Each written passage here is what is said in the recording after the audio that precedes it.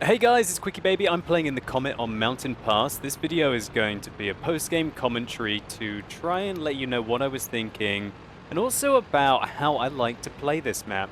Now, Mountain Pass, it's very linear, if we're honest. There are paths down the west, a valley to progress down the east. You've got the central area, which sort of opens up, and then a bridge location, but crossing that bridge is rather dangerous. And when I'm playing in a medium tank, and I'm top tier like this, I feel like I can be quite dominant, and it's safe to be fairly aggressive. Now, there are certain positions which you can go into. It's unfortunate that I've been spotted there because it will let the enemies know what I'm doing.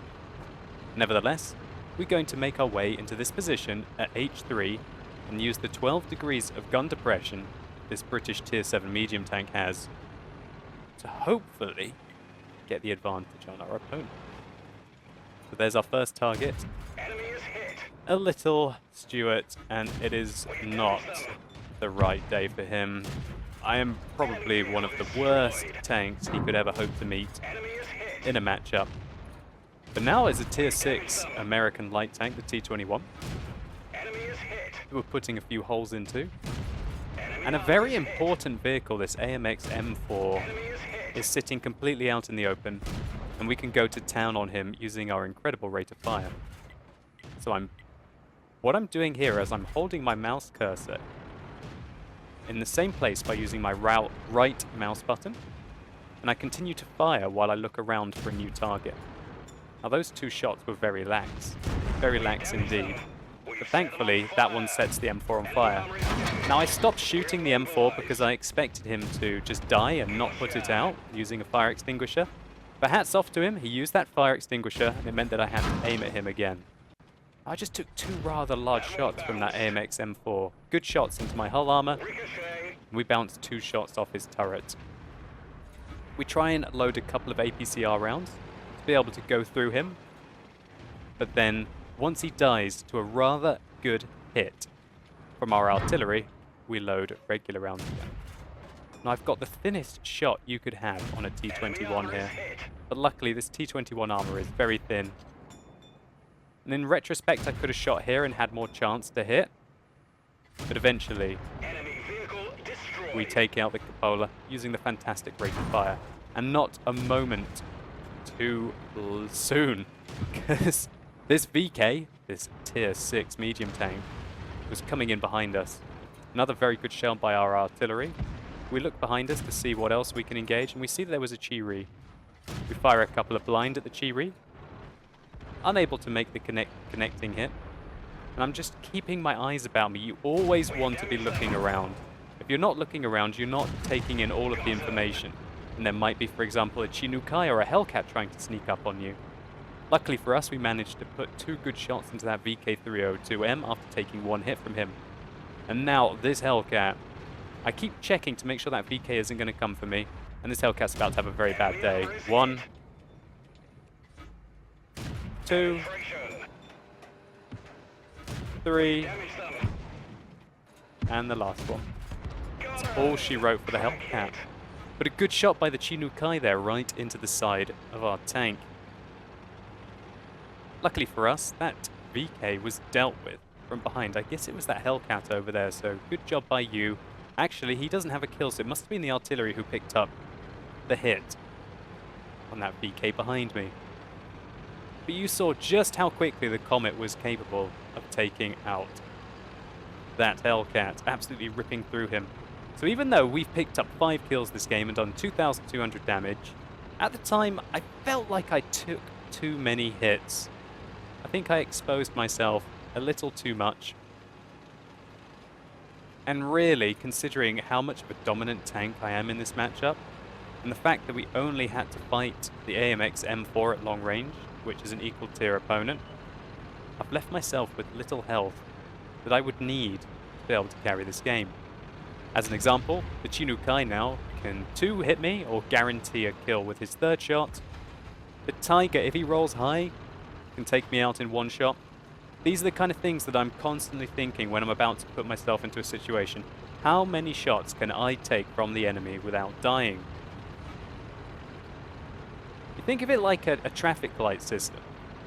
Red means that you can only take one shot, maybe 70 or 80% of the time. I.e., you've got 680 health and you're playing against an E100 with 750 alpha damage. That means that 7 or 8 times out of 10 he's going to one-shot you. Probably not that much if you've got 680 health, but you get my point. Yellow would be, I can take a shot, maybe 70-80% of the time. And if you can guarantee to take a shot, then you should be okay. So we saw that the Tiger was making his way along the east flank. And using this 12 degrees of gun depression and some great positioning, we're able to engage this guy and completely own him. There's nothing that he can do. He doesn't have the gun elevation to shoot at us. And that is how you can completely secure the game. That Tiger was on half of his health. We absolutely chewed him up, putting 6 consecutive shots into him, giving us a total now of 3,000 damage and already securing the top gun. But this game definitely isn't over. So I'm going to be patient for a little while. I want to get the ambush off. That Chinukai has advanced into the position that I was originally in. And it'd be very easy for him to be able to put in a good shot into us. So we're just going to wait for the game to develop. We see that our team are advancing, and I'd quite like it if they managed to get the spots and we didn't get caught out of position. So Mountain Pass. Once the game has devolved into this has to be one of my favorite maps. There's a good amount of bushes, there's a good room for maneuverability, there's open spaces which allow people to ambush tanks, but equally there are ridge lines for mediums to work off. I think this has to be one of the best maps. It's an absolute joy to play. For me, I feel that no matter what tank I play, I have a good chance. I think even the artillery feel like they have a pretty good chance in this game. And our artillery had picked up 3 kills before he went down, and the enemy artillery's got 3 kills as well. So I think they would agree. So you've got to be careful here. Don't want to take too much damage, and thankfully you can slide down that slope without taking any hits. So luckily for us, we've got a T-29. But I'm not sure if he's been moving. He's been there for quite a while, so I think he might be playing quite passively. Ah, he started to move now. The enemy Chinukai is on full health and manages to take out the Jagdpanzer Fear, and he's had a really big game so far for a tier 5 underpowered Japanese premium tank. Luckily for us, the Hellcat managed to shave off a lot of health off that Chinukai before he went down. And that leaves me with quite a simple task of decisively pushing around the corner, putting a shot into his side, and turning our attention to the artillery. Now this is a tricky situation. We're going up a slope at an artillery, and we don't have much health left. Thankfully it is a Crusader SP, which means that he goes faster backwards than he does forwards. And considering he needs to come at us,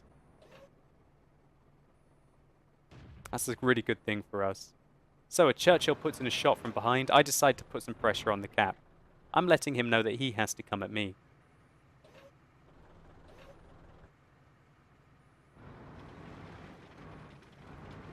It's pretty tense. This is for a Radley-Walter's medal. We put in our first. He fires, misses! And we kill him as his wreck slides the way down the slope. So all in all, a fantastic end to what was quite a close game at times. And killing that artillery as he slid down that slope like a dirty slug was a very satisfying moment.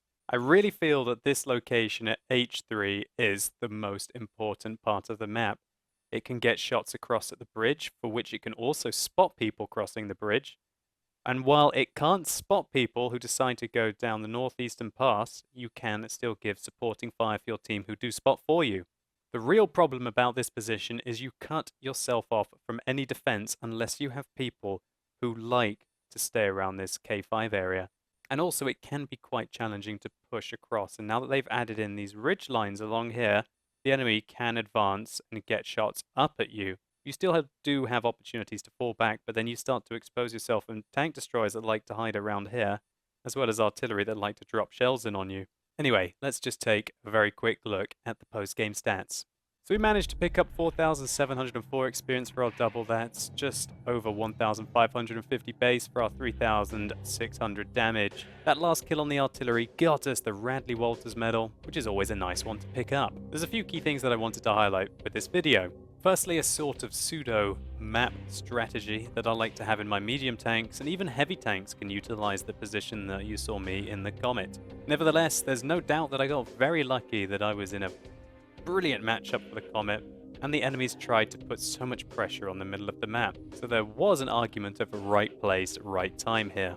Secondly, I wanted to show how important it is to not tunnel vision and to be constantly zooming out, looking around you between your shots, especially if you want to put yourself in a frontal aggressive position like I was, with ample opportunity to get shot via any flank around you. And finally, about timing, sometimes you have to outthink your opponents. A Comet versus a Tiger in a stand-up nuke fight is not going to go very well indeed. But when you use the strengths of your tank, i.e. the 12 degrees of gun depression, and utilize your mobility to be able to put yourself in a position where you can basically take him out and he stands absolutely no chance, then that really is the kind of checkmate that you need to pull off to be able to carry a game.